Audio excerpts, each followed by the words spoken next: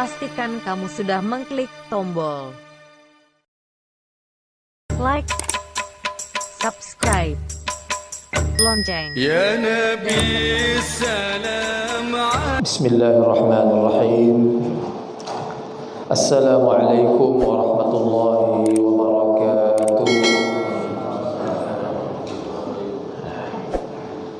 Alhamdulillahillazi khassana bi khairi kitabin unzil wa akramana bi khairi nabiyyin ursil wa atamma alayna an-ni'mata bi a'zami dinin wa hiya dinul Islam. أشهد أن لا إله إلا الله وحده لا شريك له وأشهد أن محمدا عبده ورسوله صلى الله عليه وسلم الذي لا نبي بعده. أما بعد, yang sama-sama kita hormati bapak-bapak dan ibu-ibu, para ustadz, para buya dan para kiai, ada kiai sekali. Kiai, ya. Yang insyaallah mudah-mudahan semua kita diberikan rahmat Allah Subhanahu wa taala. Seterusnya kepada kita semua yang hadir di masjid yang kita cintai ini dalam rangka subuh mubarakah. Bersyukur kita kepada Allah Subhanahu wa taala seraya sambil berdoa mudah-mudahan Allah Subhanahu wa taala memberikan kekuatan kepada kita untuk dapat mempergunakan nikmat yang Allah berikan sesuai dengan yang Ia kehendaki. Kemudian salawat dan salam dan junjungan Nabi besar kita Muhammad sallallahu alaihi wasallam. Allahumma salli ala Muhammad wa ala ali Muhammad. Bapak-bapak dan ibu-ibu kaum muslimin jemaah subuh yang dirahmati Allah, dalam waktu yang singkat ini kita akan mencoba mengambil ibrah dan pelajaran dari surat Ali Imran ayat 110. Yaqulullahu ta'ala a'udzu billahi minasyaitonir rajim. Bismillahirrahmanirrahim. Kuntum khaira ummatin ukhrijat linnasi ta'muruna bil ma'ruf wa tanhauna 'anil munkari wa tu'minuna billah. Kata Allah, kalian adalah umat terbaik yang pernah dilahirkan untuk manusia, karena kalian menyeru kepada yang ma'ruf dan mencegah kepada yang mungkar dan beriman kepada Allah. Kaum muslimin dirahmati Allah. Allah Subhanahu wa taala telah memberikan predikat kepada kita ini, kepada umat Nabi Muhammad, predikat terbaik. Kalau bahasa akreditasi gini kok, unggul. Kuntum khaira ummah, kata Allah. Kalian itu adalah umat yang unggul yang pernah Allah ciptakan untuk manusia. Jadi yang dimaksud dengan unggul ini adalah banyak. Kita bisa lihat dalam kehidupan kita ini, keistimewaan kita atau indikasi keunggulan itu. Yang pertama, misalnya Allah kirimkan kepada kita nabi terbaik, khairul anbiya sayyiduha wa sayyiduha, nabi terbaik yaitu Nabi Muhammad sallallahu alaihi wasallam, Habibullah, kekasih Allah paling tinggi derajatnya, Sayyidul Anbiya wal Mursalin, penghulu dari segala nabi, walaupun terakhir tapi beliau penghulunya. Dan Nabi Muhammad ini bisa kita jadikan platform dalam kehidupan kita sehari-hari. Kalau kita ingin mendapatkan kecintaan Allah, cinta Allah, maka bisa kita lihat, kita tiru bagaimana kehidupan Nabi Muhammad SAW. Sudah ada patokannya untuk kita tiru. Bersamaan dengan dikirimkannya kepada kita Nabi terbaik ini, Allah kirimkan juga Al-Quran sebagai kitab terbaik juga yang pernah ada. Kitab terbaik Al-Quran ini kita sebagai panduan, bisa dipergunakan dalam kehidupan ini sebagai panduan dalam kehidupan kita untuk menjalani kehidupan yang luar biasa ini, penuh sandiwara, penuh tipu daya. Maka kalau ingin selamat dalam kehidupan ini, kita pandukan dengan Al-Quran itu, jadikan Al-Quran itu sebagai pemandunya. Kemudian kuntum khaira ummah, Allah jadikan Islam itu sebagai agama bagi kita. Telah Allah sempurnakan itu. Islam risalah yang menyempurnakan semua risalah-risalah yang dibawa oleh para nabi dan anbiya. Jadi banyak keistimewaan kita, diberikan kita unggul dengan kriteria-kriteria yang seperti tadi. Dan untuk di akhirat juga, kalau kita lihat tafsir Ibnu Katsir tentang kuntum khaira ummah ini, maka ada dua kelompok hadis di situ menyatakan tentang keunggulan umat Nabi Muhammad ini. Yang pertama, kata Rasulullah, ahlul jannah 20 wa mi'ah saf, 80 minha min ummati. Kata Rasulullah, penduduk surga itu, nanti penduduk surga itu 20 wa mi'ah, 120 saf jumlahnya. Saf baris, 120 baris jumlah penduduk surga itu. Nanti kalau baris, tapi bahasa baris itu tidak tahu. Maka kata Rasulullah, 80 minha min ummati, 80 dari 120 itu min ummati, kata Rasulullah, termasuk dari golongan aku. 80-nya itu adalah golongan umat Nabi Muhammad sallallahu alaihi wasallam.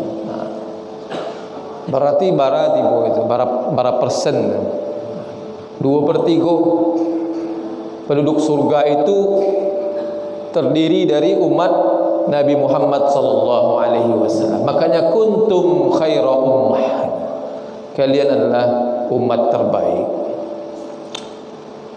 Kemudian dalam hadis lain juga dikatakan oleh Rasulullah, yadkhulannal jannah min ummati 70,000 la hisab alaihim wala azab ma'a kulli alfin 70,000.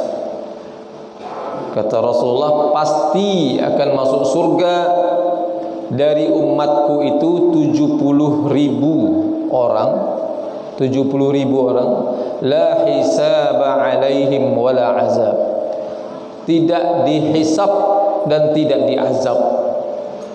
Yang 70.000 orang ini masuk surga tanpa hisab dan tanpa diazab. Artinya masuk Islamnya jalan tol, tidak dipersepreso loh Pak Haji. Kalau di bandara tu langsung masuk, karena ada orang dalam masuk. 70.000 ma'akulli alfin 70,000, dan setiap 1.000 bisa memberikan manfaat 70.000. Artinya masing-masing orang itu bisa memberikan manfaat 70 orang.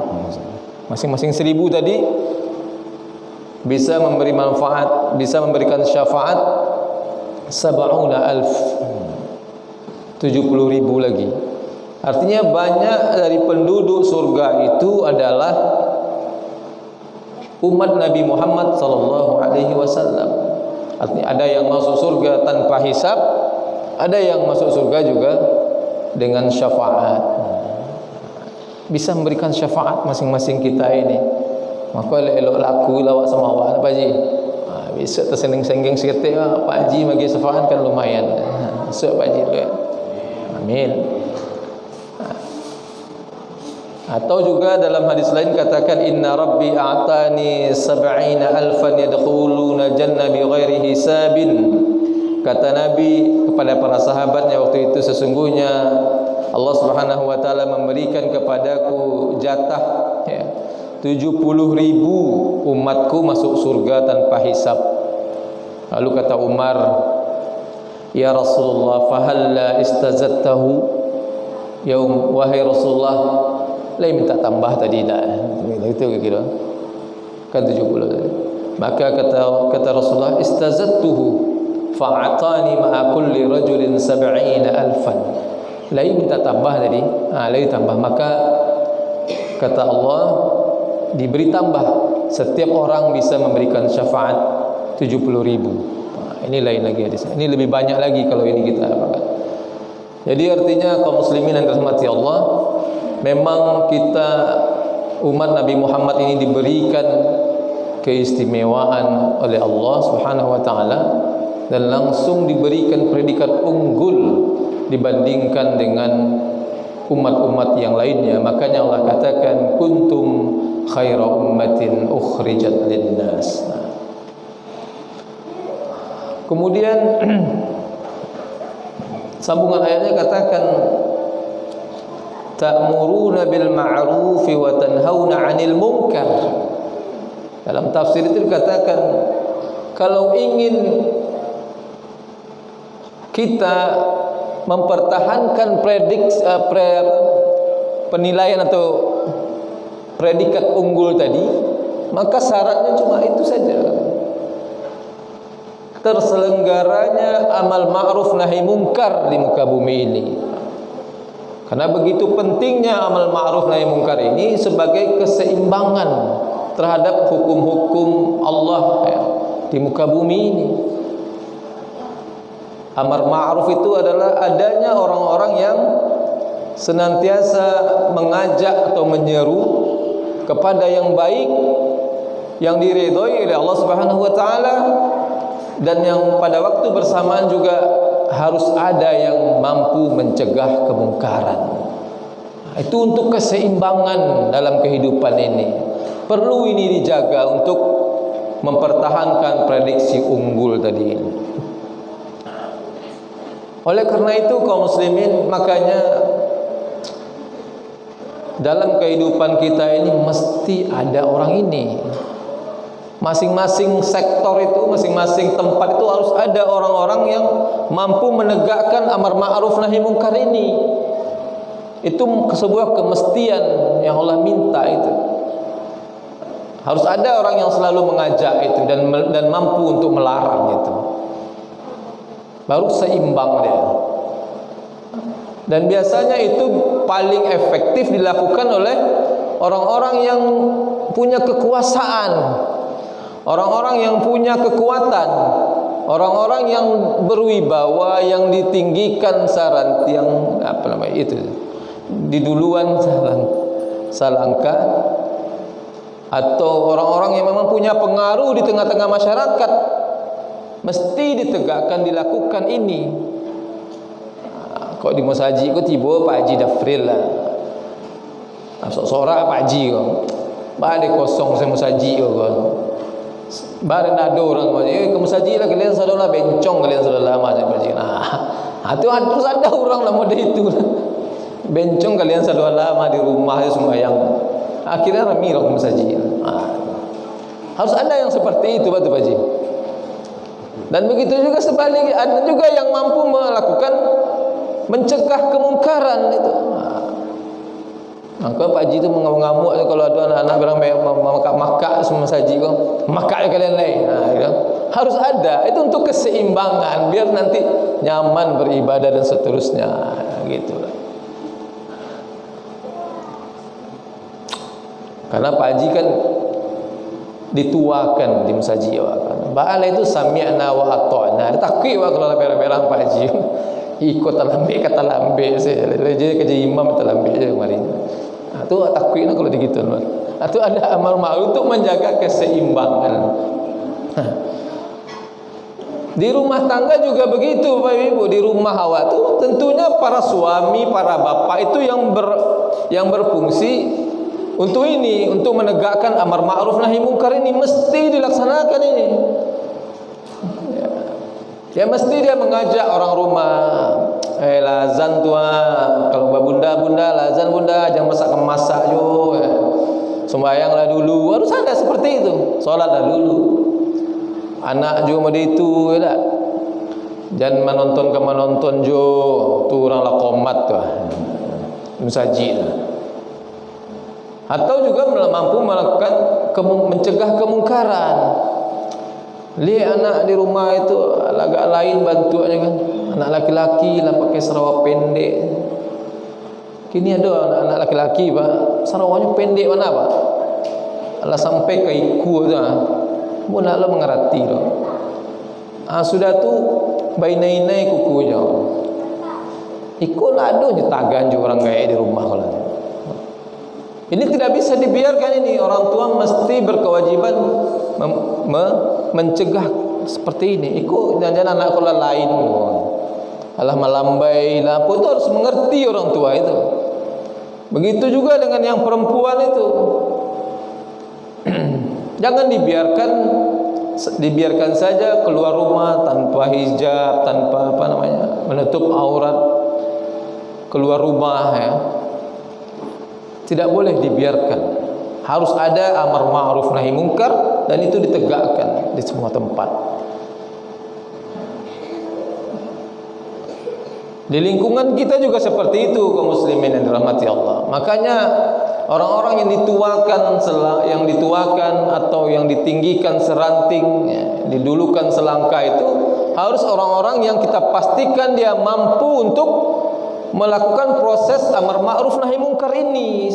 Semestinya begitu dia, supaya terjadi keseimbangan dalam kehidupan kita ini. Kalau tidak berbahaya, kalau dibiasa berbahaya. Makanya Pak RT-nya harus mampu untuk menegakkan ini, Pak RW-nya harus mampu. Apalagi kalau negara kita yang sebesar ini, tentunya nanti kita pilihlah orang-orang yang kita pastikan dia mampu untuk menegakkan amar ma'ruf nahi mungkar. Jangan pajak kita aja susah pula kita kan. Gitu kan. Yang nak ngeratinya apa lo inyol, bagaimana nanti tanggung jawab itu beban dia untuk menegakkan amar ma'ruf ini. Ya, itu pentingnya untuk menjaga kestabilan. Karena orang-orang, kata Rasulullah dalam sebuah hadis misalnya tentang untuk menegakkan amar ma'ruf nahi mungkar ini, ada sebuah hadis Rasulullah sampaikan, itu hadis tentang ibarat sebuah kapal ya. Kata masalul qaimi ala hududillahi wal waqi' fiha kamathali qaumi istahamu ala safinah. Perumpamaan menegakkan amar ma'ruf nahi mungkar ini ibaratkan sebuah kapal ya.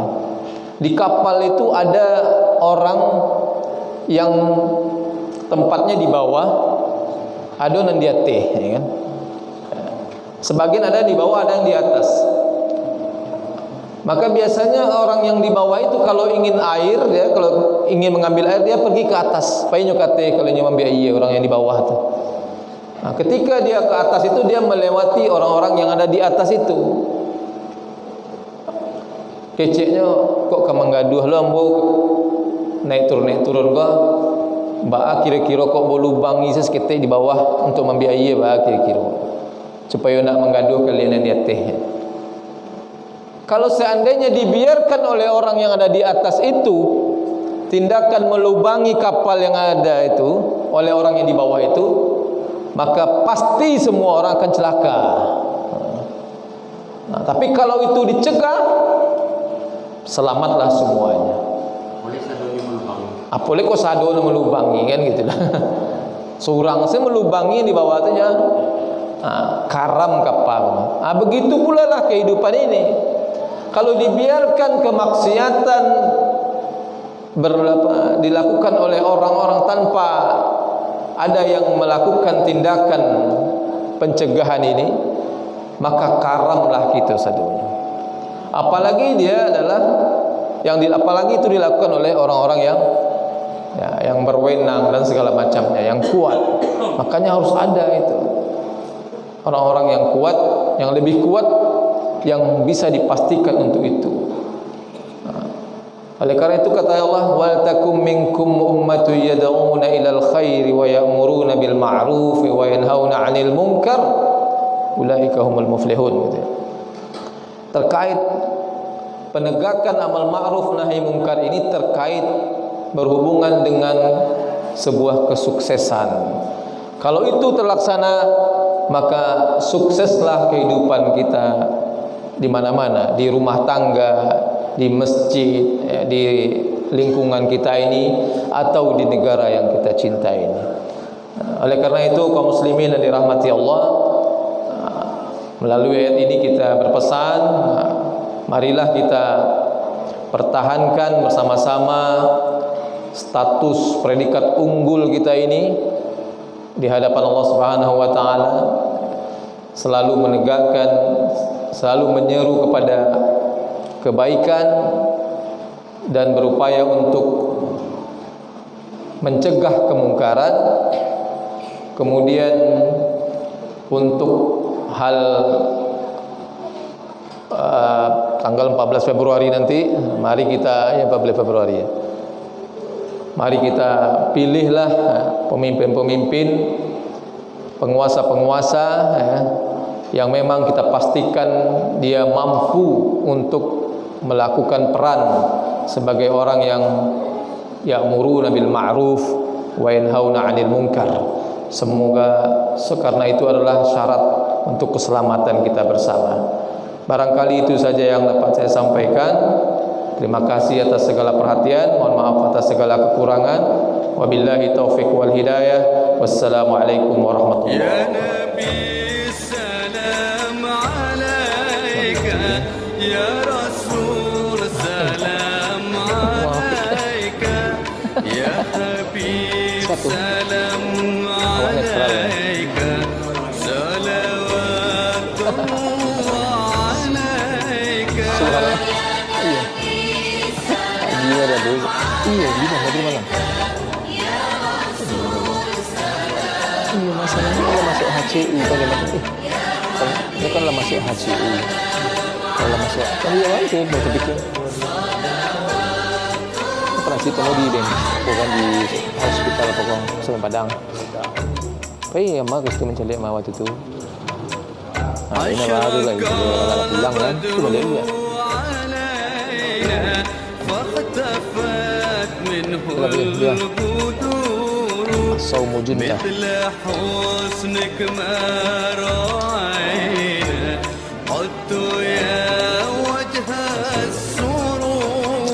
Ada mana yang namanya seorang kayak mantan anak. Aku subuh telah ini. Hah? Enggak ke sekolah. Iya. Pak. Oke lah Pak. Bismillah. Waktu mepet.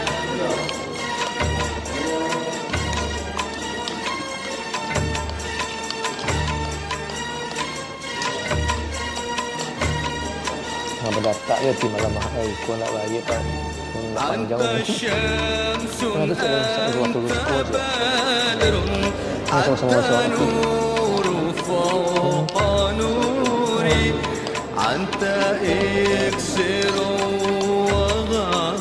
Jadi dua petang kita doakan. Kalau tulis sama mungkin dia sedang dirawat sakit.